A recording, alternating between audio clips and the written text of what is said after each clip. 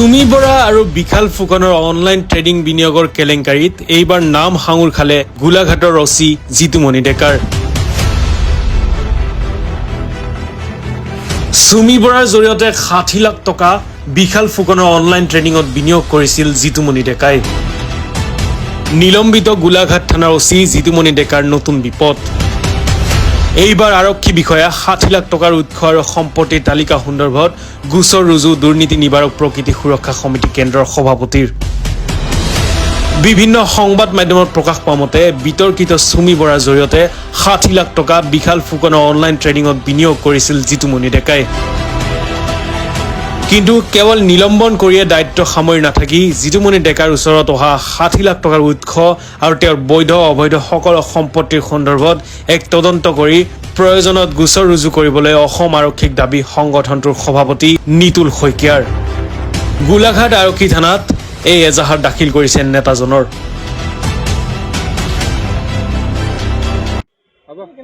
আজি মই জিতুমণি ডেকা যিজন আগৰ ভাৰপ্ৰাপ্ত আৰক্ষী বিষয়া আছিলে গোলাঘাট থানাৰ তেওঁৰ ওপৰত এখন এজাহাৰ দাখিল কৰিছোঁ।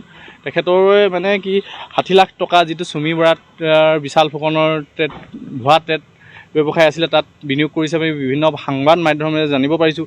আমাক এটাই উত্তৰ লাগে, তেওঁ এই ৬০ লাখ টকাটো আহিলে ক'ৰ পৰা, আৰু ৬০ লাখ টকা তেওঁ বিনিময়ত এখন মানে তেওঁ আৰু সৰুপথাৰ থানাত থাকোঁতেও বোলে তেওঁ এখন বিলাসী গাড়ী ক্ৰয় কৰিছিলে তেনেকৈ কেছ পইচা দি পিনি, তেনেকৈ জানিছোঁ। বিভিন্ন ধৰণৰ কথা আমি জানি আছোঁ।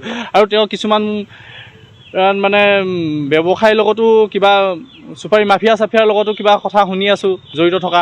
গতিকে যিজন জিতুমণি ডেকা ভাৰপ্ৰাপ্ত আৰক্ষী বিষয়া তেখেতক যি নিলম্বন কৰিছে, অকল এইটো নিলম্বন কৰিয়ে অসম আৰক্ষীয়ে দায় সাৰিলে নহ'ব। তেখেতৰ ওপৰত এটা গোচৰ ৰুজু কৰক আৰু যিটো জিতুমণি ডেকাৰ তেওঁ যিমান সম্পত্তি আছে, তেওঁ ভুৱা সম্পত্তি আছে, কিমান বৈধ সম্পত্তি আছে তাৰ পৰীক্ষা কৰক আৰু তেখেতক অতি সোনকালে মানে এটা গোচৰ ৰুজু কৰি জেল হাজতলৈ পঠিওৱাৰ ব্যৱস্থা কৰক। অকল নিলম্বন কৰিব, কেইদিনমানৰ পিছত আকৌ তেখেতে চাকৰিত যোগদান কৰিব, তেনেকৈতো নহয়। সেইকাৰণে আমি অসম আৰক্ষী আমাৰ বিশ্বাস আছে, অসম আৰক্ষীয়ে অতি সোনকালে জিতুমণি ডেকাৰ ওপৰত এটা গোচৰ ৰুজু কৰক আৰু তেখেতে এই ৬০ লাখ টকা ক'ৰ পৰা আহিল আৰু তেওঁৰ সম্পত্তি কিমান আছে আমিতো নাজানো, সেই উৎসসমূহ বিচাৰি জিতুমণি ডেকাক কায়ত্ব কৰিব লাগে। আমাৰ সংগঠনৰ পৰা সেইকাৰণে এখন এজাহাৰ দিছোঁ আজি গোলাঘাট থানাত, আৰু সেয়াকে আজি দিলোঁ এজাহাৰখন।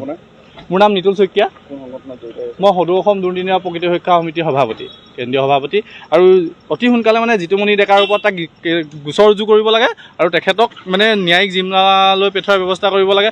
অকল যে চাকৰি বা বৰ্খাস্ত কৰিয়েই দায় সাৰিলে নহ'ব, তেওঁ কিছুমান দুৰ্নীতিপৰায়ণ কাম কৰি আছে মানে বিভিন্ন জনৰ মুখে ৰাইজৰ মুখে শুনিবলৈ পাই থাকোঁ।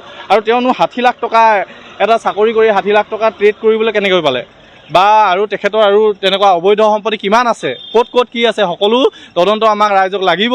আৰু এই জিতুমণি ডেকাক অতি সোনকালে আৰক্ষীয়ে কায়ত্ব কৰক। তেখেতৰ ওপৰত আমি এটা গোচৰ ৰুজু কৰিছোঁ আৰু তেখেতক অতি সোনকালে জেল হাজতলৈ পঠিওৱাৰ ব্যৱস্থা কৰক।